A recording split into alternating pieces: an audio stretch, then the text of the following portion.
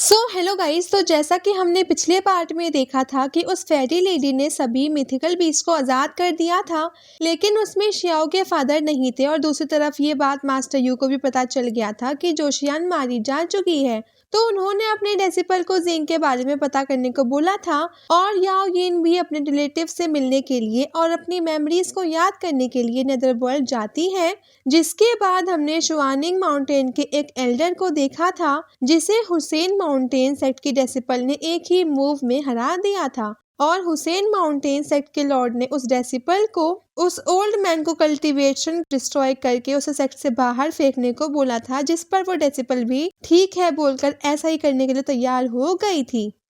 अब इस पार्ट की शुरुआत में हम उसी ओल्ड मैन को देखते हैं जो कि उस डेसिपल से डरकर पीछे जा रहा था और उस डेसिपल से कहता है कि प्लीज ऐसा मत करो, मुझे यहाँ से जाने दो, मैं प्रॉमिस करता हूँ कि मैं फिर यहाँ नहीं आऊँगा। और फिर भी तुम ऐसा करती हो तो जब इसके बारे में मेरे शुआनिंग माउंटेन सेक्ट के इमॉर्टल लॉर्ड को पता चलेगा तो वो तुम्हारे हुआशिन माउंटेन सेक्ट के लिए अच्छा नहीं होगा।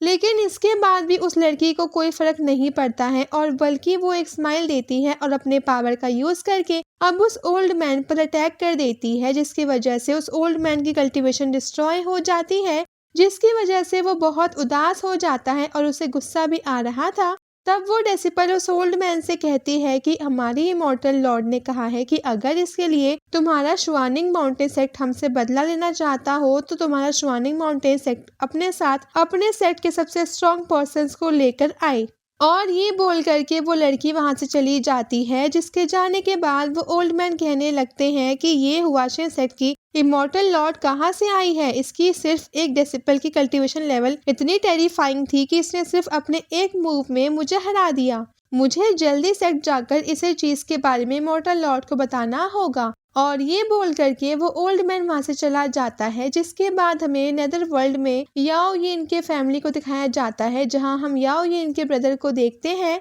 जो कि यह फैमिली के हेड बन चुका होता है, जो वहां पर बैठे सभी एल्डर्स से कहता है कि एल्डर्स, हमारी किंगयू फैमिली आज तक किसी तरह सरवाइव कर पाई है और हमारे इम्प्लीमेंटेड एबिलिटी की वजह से अब हमारी फैमिली को सरवाइव करना थोड़ा सा मुश्किल लग रहा है, क्योंकि डेमन्स हर तरफ अटैक कर रहे हैं और वो सब काफी स्ट्रॉन्ग भी हैं। और मैंने नहीं सोचा था कि शुआनमिंग फैमिली डेमन्स से जाकर मिल जाएगी और हमारे फैमिली के बहुत से लोगों को मार देगी, जिसकी वजह से हमने बहुत से लोगों को खो दिया है, जिसकी वजह से धीरे धीरे करके अब हमारी फैमिली की स्ट्रेंथ भी कम हो गई है, जिसकी वजह से अब हमारी फैमिली डेमन्स को रोकने में कमजोर पड़ रही है। और तब वो खड़ा होकर अपने सभी एल्डर्स को ग्रीट करते हुए कहता है कि क्योंकि मैं अकेले कोई फैसला नहीं लेना चाहता था, इसीलिए एल्डर्स मैंने आप सभी को यहाँ बुलाया है ताकि आप सब मुझे अब कुछ एडवाइस दे सके। जिस पर ग्रेट एल्डर कहते हैं कि जाओ, हम सबको तुम पर पूरा भरोसा है और वैसे भी इस कॉन्टिनेंट पर डेमन्स हर जगह अपना आतंक फैला रहे हैं और हम इस चीज को अवॉइड नहीं कर सकते हैं,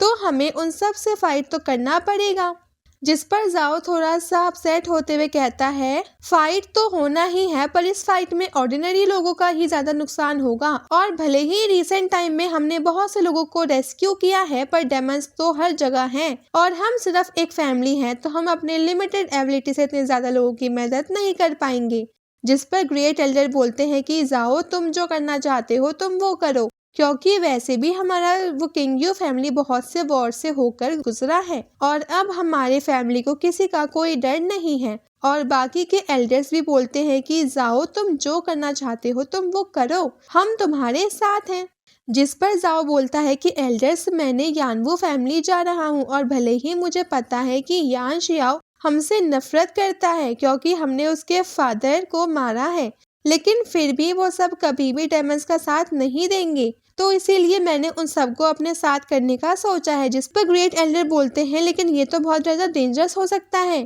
तो क्यों ना मैं भी तुम्हारे साथ चलूं। जिस पर जाओ ग्रेट एल्डर को अपने साथ जाने से मना कर देता है और उनसे कहता है कि ग्रेट एल्डर, वैसे भी हमारे फैमिली के पास उतनी स्ट्रेंथ नहीं बची है और अगर आप मेरे साथ जाएंगे तो हमारी फैमिली को प्रोटेक्ट करने के लिए कोई नहीं होगा, इसीलिए मैंने यहाँ से छुप के अकेले जाने का सोचा है। जिस पर ग्रेट एल्डर कहते हैं तब तुम रास्ते में अपना ख्याल रखना। जिसके बाद हम रात के टाइम में जाओ को एक हॉर्स पर बैठकर अकेले यानवू फैमिली की ओर जाते हुए देखते हैं, लेकिन तभी अब कुछ डेमन्स जाओ के पीछे पड़ जाते हैं, जिसे देख करके जाओ वहीं पर रुक जाता है। पर तभी अब कुछ डेमन्स उसके सामने भी आ जाते हैं और वो सभी डेमन जाओ को घेर लेते हैं। लेकिन तभी वहां पर और पर्सन आ जाता है जिसका नाम मिंग होता है, जिसे देख करके जाओ गुस्सा हो जाता है और कहता है कि अच्छा तो ये तुम हो। जिस पर मिंग कहने लगता है कि जाओ तुम इतने लेट में अकेले कहाँ जा रहे हो, कहीं तुम यहाँ पर मरने के लिए तो नहीं आए हो। जिस पर जाओ बोलता है कि तुम्हारी शुआनमिंग फैमिली को अब एक एनिमी समझा जाता है,